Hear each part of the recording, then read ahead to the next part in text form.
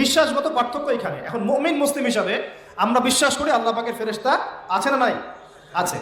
এখন এই ফেরেশতারা 8জন ফেরেশতা, বড় বড় 8জন ফেরেশতা, তারা আল্লাহ পাকের আরশটাকে ধরে রেখেছে। এই 8জন ফেরেশতা আল্লাহর আরশকে টেনে নিয়ে আসবে কিয়ামতের মাঠে। বলেন সুবহানাল্লাহ। আল্লাহ পাকের এমনও ফেরেশতা আছেন যারা একটা ফুৎকার দিবে, জাস্ট একটা ফু, এক ফুৎকারে পুরো মহাবিশ্ব ধ্বংস হয়ে যাবে। এত শক্তিশালী ফেরেশতা আছে আল্লাহ পাকের। আমরা যখন মায়ের গর্ভে ছিলাম, এরকম একজন ফেরেশতাই আল্লাহর পক্ষ থেকে রূহ নিয়ে এসে মায়ের গর্ভে ফুঁকে দিয়েছে এবং আল্লাহর হুকুমে 4টা বিষয় লিখে দিয়েছে। আমরা প্রত্যেকে যখন মায়ের গর্ভে ছিলাম, বয়স ছিল 4 মাস 10 দিন, মাত্র 4 মাস 10 দিন। এখন শরীরে শক্তি আছে তো, এই জন্য শৈশব বাল্যকাল সব ভুলে গেছে। আবার একদিন শরীরে শক্তি থাকবে না, তখন আবার আল্লাহ আল্লাহ করা শুরু করো।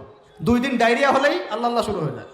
যখন মানুষ সুস্থ থাকে আল্লাহর বিরুদ্ধাচারণ করে, আল্লাহ বলতে কেউ নাই। ঠিক আছে?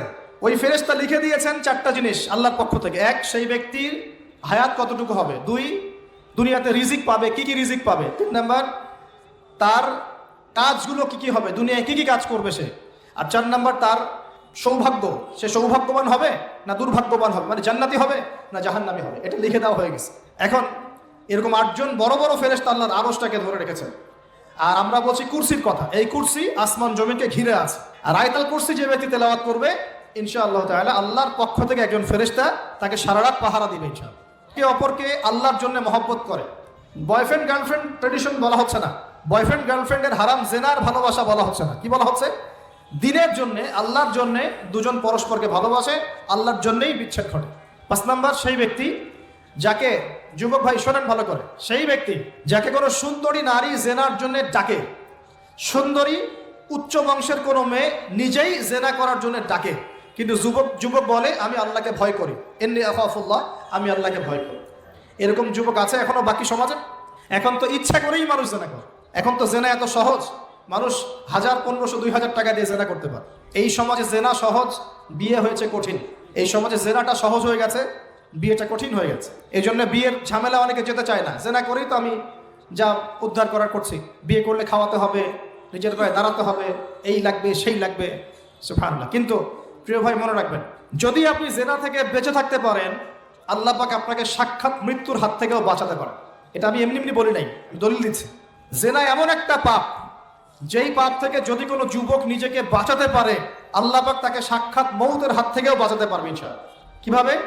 3 বন্ধু যাচ্ছে রাস্তা দিয়ে, হঠাৎ করে ঝড়, বন্ধু 3 জন ঢুকে গেল গুহার মধ্যে। কিসের মধ্যে? গুহায়, যে পাহাড়ি এলাকায় আপনারা থাকেন যারা, গুহার মধ্যে। হঠাৎ করে পাহাড়ের পাথর দিয়ে গুহার মুখটা বন্ধ হয়ে গেল। এখন খোলার কোনো অপশন নাই। সবাই বলছে এখন 3 জন, এখন তো আমরা বের হতে পারবো না। সবাই সবার নেক আমলের ওসিলা দিয়ে আল্লাহর কাছে দোয়া করো। কিসের ওসিলা দিয়ে?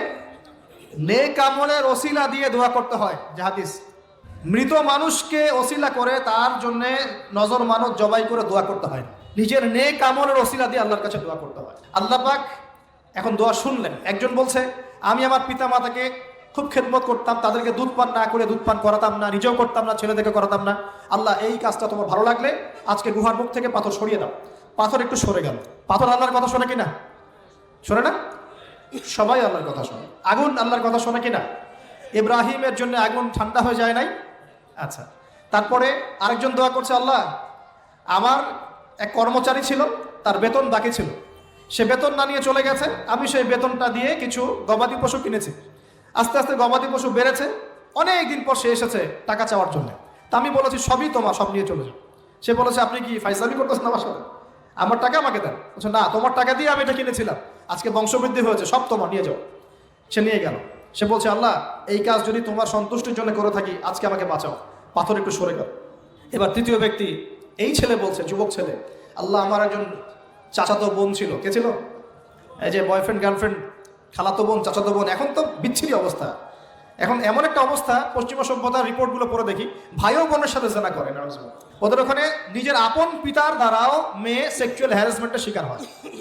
ওরা আমাদেরকে শেখায় এখন ভালো কোনটা মন্দ কোনটা। আর আমরা আমাদের মাথাটা কবে যে বিক্রি করে দিলাম, ওদের কাছ থেকে ভালো মন্দ শিখতে হচ্ছে। কোরআন সুন্নাহ বাদ দিয়ে ওদের কাছ থেকে ভালো মন্দ শিখতে হচ্ছে। তো চাচাতো বোনকে সে খুব ভালোবাসতো, তাকে সে পেতে চাইতো, মানে তার সাথে সেক্সুয়াল সম্পর্ক করতে চাইতো। আমাকে 1000 বা 100 স্বর্ণ মুদ্রা দিতে পারো, দিনার, তাহলে আমি তোমার সাথে সেক্স করব, মানে জেনা করবো, নাউজুবিল্লাহ। তো সেই ছেলে অনেক কষ্ট করে এই টাকাগুলো বা এই দিনারগুলো অর্জন করে, কামাই করে, দিন রাত পরিশ্রম করে। ঠিক আপনারা যেমন করছেন না। এরপর সে তার স্বর্ণ মুদ্রা দেয়, দিয়ে বলে যে এখন আমাকে আমার কাজ করতে দাও। তখন সেই মেয়ে রাজি হয়।